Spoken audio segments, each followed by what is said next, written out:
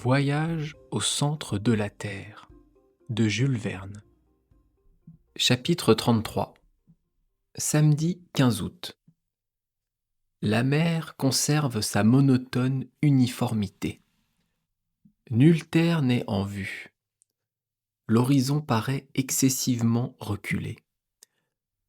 J'ai la tête encore alourdie par la violence de mon rêve.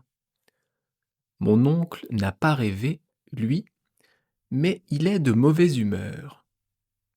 Il parcourt tous les points de l'espace avec sa lunette et se croise les bras d'un air dépité.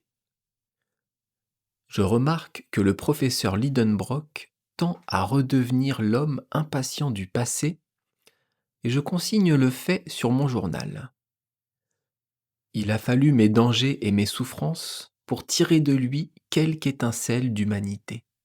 Mais, depuis ma guérison, la nature a repris le dessus.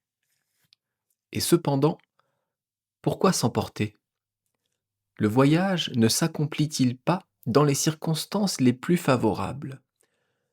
Est-ce que le radeau ne file pas avec une merveilleuse rapidité ? Vous semblez inquiet, mon oncle, dis-je en le voyant souvent porter la lunette à ses yeux. Inquiet ? Non. Impatient alors ?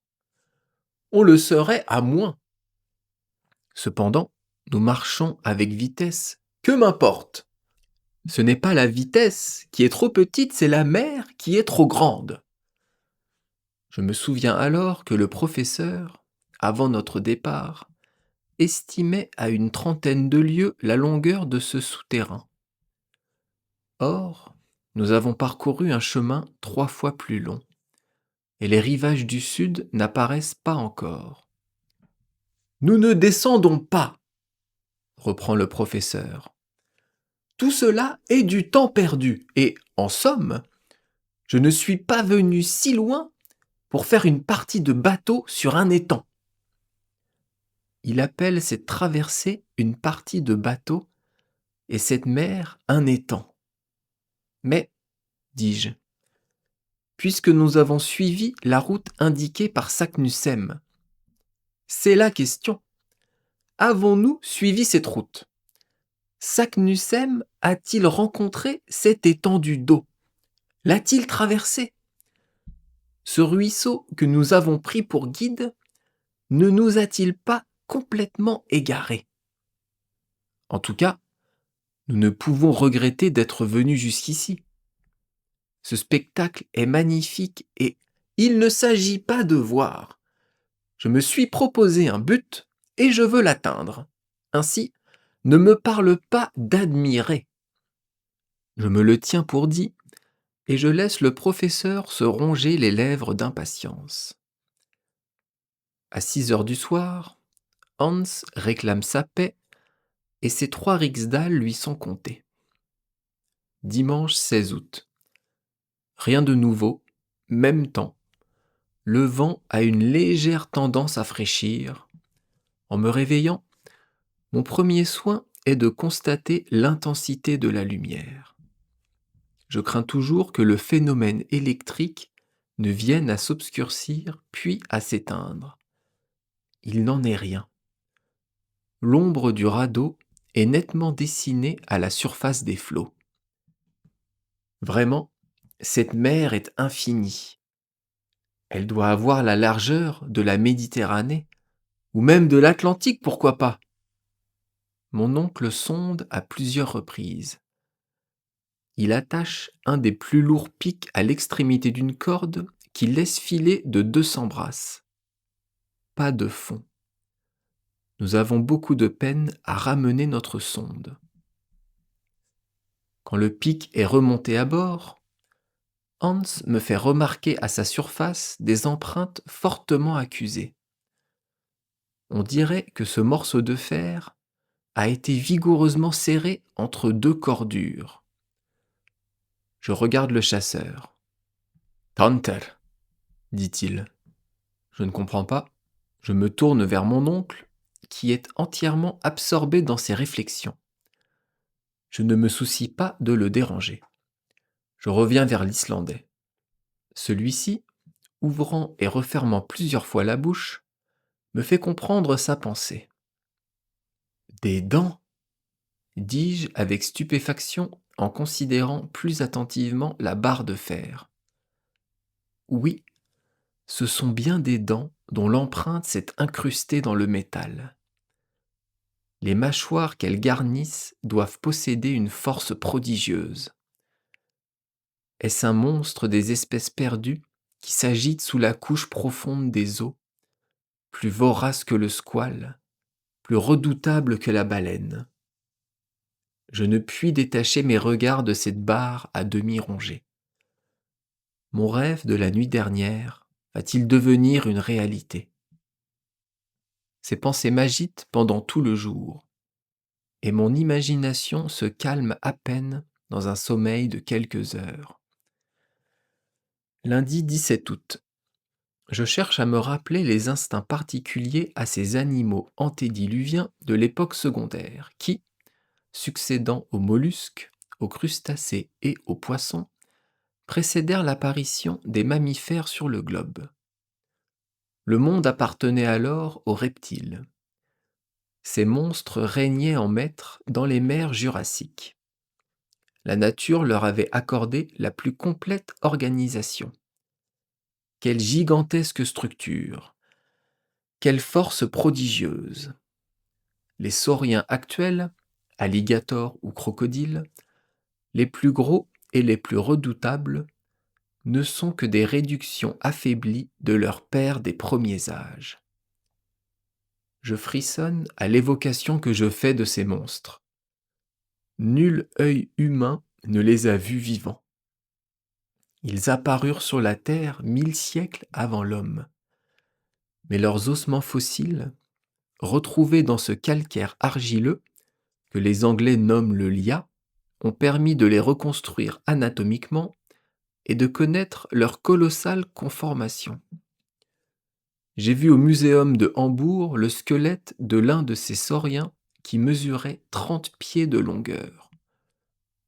Suis-je donc destiné, moi, habitant de la Terre, à me trouver face à face avec ces représentants d'une famille antédiluvienne?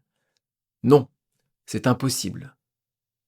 Cependant, la marque des dents puissantes est gravée sur la barre de fer, et à leur empreinte, je reconnais qu'elles sont coniques comme celles du crocodile. Mes yeux se fixent avec effroi sur la mer. Je crains de voir s'élancer l'un de ces habitants des cavernes sous-marines. Je suppose que le professeur Lidenbrock partage mes idées, sinon mes craintes, car, après avoir examiné le pic, il parcourt l'océan du regard. Au diable, dis-je en moi-même, cette idée qu'il a eue de sonder. Il a troublé quelque animal marin dans sa retraite, et si nous ne sommes pas attaqués en route?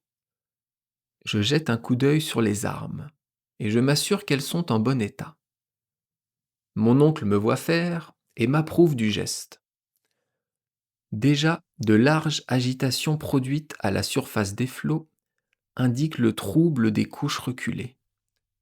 Le danger est proche, il faut veiller. Mardi 18 août.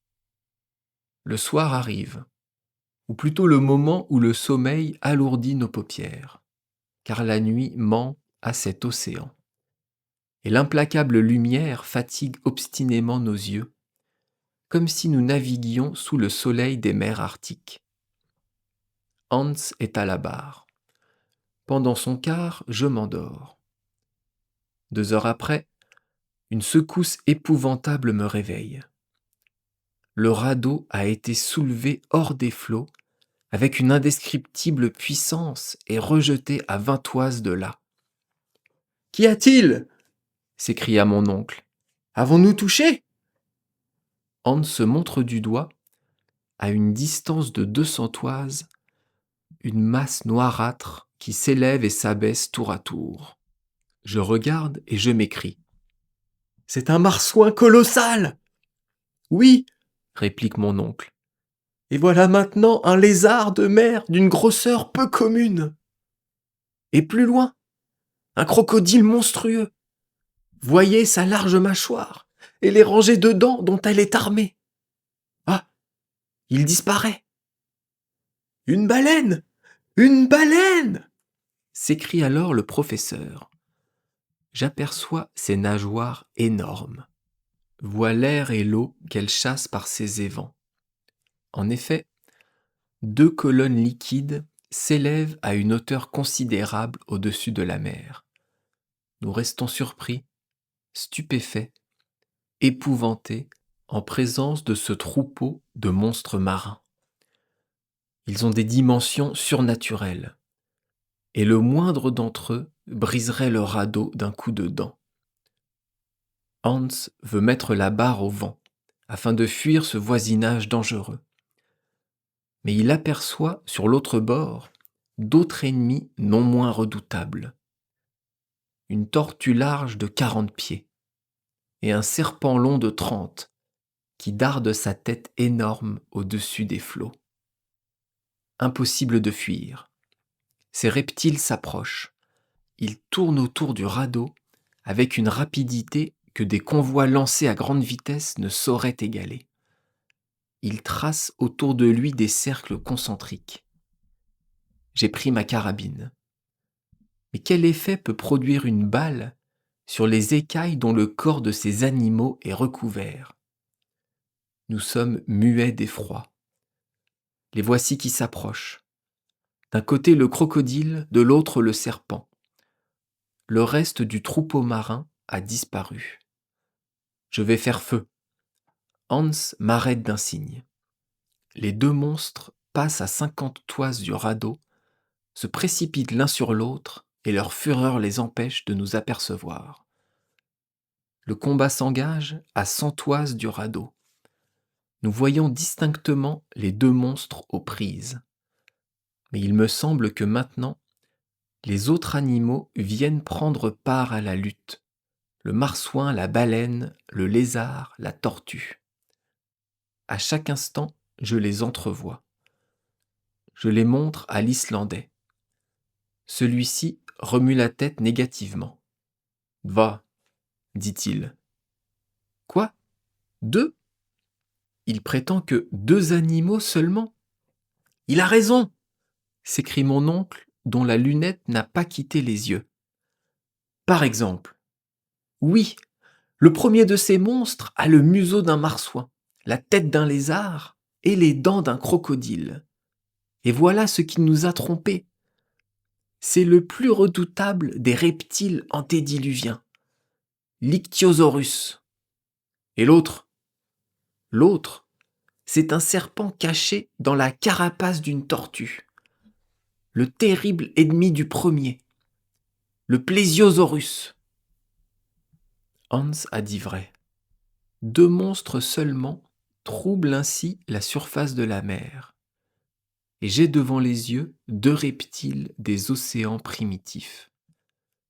J'aperçois l'œil sanglant de l'Ichthyosaurus, gros comme la tête d'un homme. La nature l'a doué d'un appareil optique d'une extrême puissance et capable de résister à la pression des couches d'eau dans les profondeurs qu'il habite.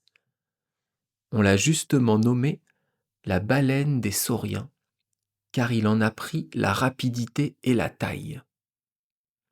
Celui-ci ne mesure pas moins de 100 pieds, et je peux juger de sa grandeur quand il se dresse au-dessus des flots, les nageoires verticales de sa queue. Sa mâchoire est énorme, et d'après les naturalistes, elle ne compte pas moins de 182 dents. Le Plesiosaurus, serpent à tronc cylindrique, à queue courte, a les pattes disposées en forme de rame. Son corps est entièrement revêtu d'une carapace, et son cou, flexible comme celui du cygne, se dresse à 30 pieds au-dessus des flots. Ces animaux s'attaquent avec une indescriptible furie. Ils soulèvent des montagnes liquides qui s'étendent jusqu'au radeau. 20 fois, nous sommes sur le point de chavirer. Des sifflements d'une prodigieuse intensité se font entendre. Les deux bêtes sont enlacées. Je ne puis les distinguer l'une de l'autre. Il faut tout craindre de la rage du vainqueur. 1 heure, 2 heures se passent. La lutte continue avec le même acharnement. Les combattants se rapprochent du radeau et s'en éloignent tour à tour. Nous restons immobiles, prêts à faire feu. Soudain, l'Ichthyosaurus et le Plesiosaurus disparaissent en creusant un véritable maelstrom. Le combat va-t-il se terminer dans les profondeurs de la mer? Tout à coup, une tête énorme s'élance au dehors, la tête du Plesiosaurus. Le monstre est blessé à mort. Je n'aperçois plus son immense carapace. Seulement, son long cou se dresse, s'abat, se relève, se recourbe, cingle les flots comme un fouet gigantesque et se tord comme un ver coupé. L'eau rejaillit à une distance considérable. Elle nous aveugle. Mais bientôt, l'agonie du reptile touche à sa fin. Ses mouvements diminuent, ses contorsions s'apaisent, et ce long tronçon de serpent s'étend comme une masse inerte sur les flots calmés. Quant à l'Ichthyosaurus, a-t-il donc regagné sa caverne sous-marine ou va-t-il reparaître à la surface de la mer ?